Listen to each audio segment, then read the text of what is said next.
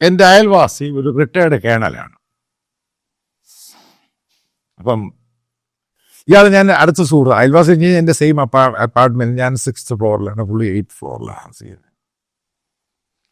അപ്പം ഇടയ്ക്ക് താഴെയൊക്കെ പോകും സംസാരിക്കുന്ന സമയത്ത് ഒരിക്കൽ എന്നോട് പറഞ്ഞു, പുള്ളിക്ക് എവിടെയാണ് ഈ പ്രൊട്ടസ്റ്റന്റ് ചർച്ച ഉള്ളതെന്ന് ചോദിച്ചു.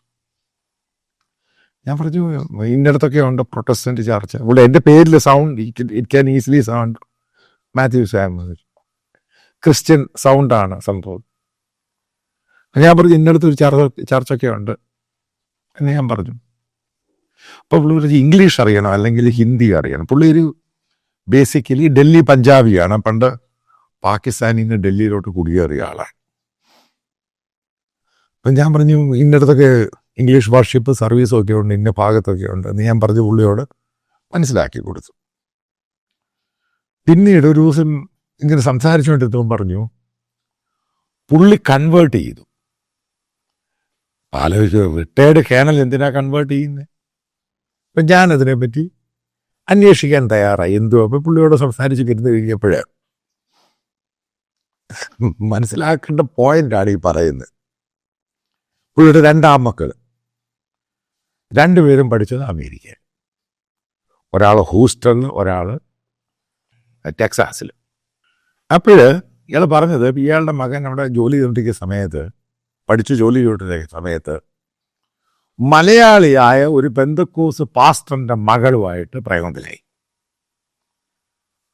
അവർ നമ്മൾ കല്യാണം കഴിഞ്ഞു കഴിഞ്ഞപ്പോൾ ഇവനും അതിൻ്റെ കൂടെ കൺവേർട്ടായി. അപ്പോൾ ഈ പേരൻസ് അവരെ കാണാൻ പോയ സമയത്ത് അവരും ഒന്ന് കൺവേർട്ടായി. ഇതിനകത്ത് ആരാണ് അരി കൊടുത്തത്? ആരാണ് പാൽപ്പൊടി കൊടുത്തത്? ഇത് ഡൽഹിയിൽ സ്ഥിരമായിട്ടുള്ള സംഭവമാണ്. പല അപ്പാർട്ട്മെന്റിലും വളരെ സീക്രട്ടാണ്, ആളുകൾക്ക് അറിയത്തില്ല. ഇത് യാഥാർത്ഥ്യമാണ്.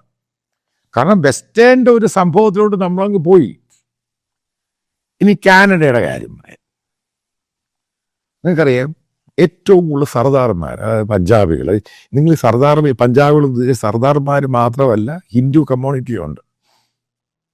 ഒരു സമയത്ത് ഇപ്പോഴും ഏറ്റവും കൂടുതൽ അവിടെ ഉള്ളത് ഇന്ത്യക്കാരിൽ പഞ്ചാബി കമ്മ്യൂണിറ്റിയാണ്. നിങ്ങൾ മനസ്സിലാക്കണം, 4ഓളം മന്ത്രിമാർ ജസ്റ്റിൻ ട്രൂഡോയുടെ സമയത്ത് പഞ്ചാബി കമ്മ്യൂണിറ്റിയിൽ നിന്നുണ്ട്. ഇപ്പോഴും മന്ത്രിമാരുണ്ട്, പഞ്ചാബി സ്ത്രീകളുണ്ട്. ഈ പഞ്ചാബികളെല്ലാം അവിടെ പോയിട്ട് ഇതിനകത്ത് തിരിച്ചു വരുമ്പോൾ ഇതിനകത്ത് വലിയൊരു ശതമാനം കൺവേർട്ടായി.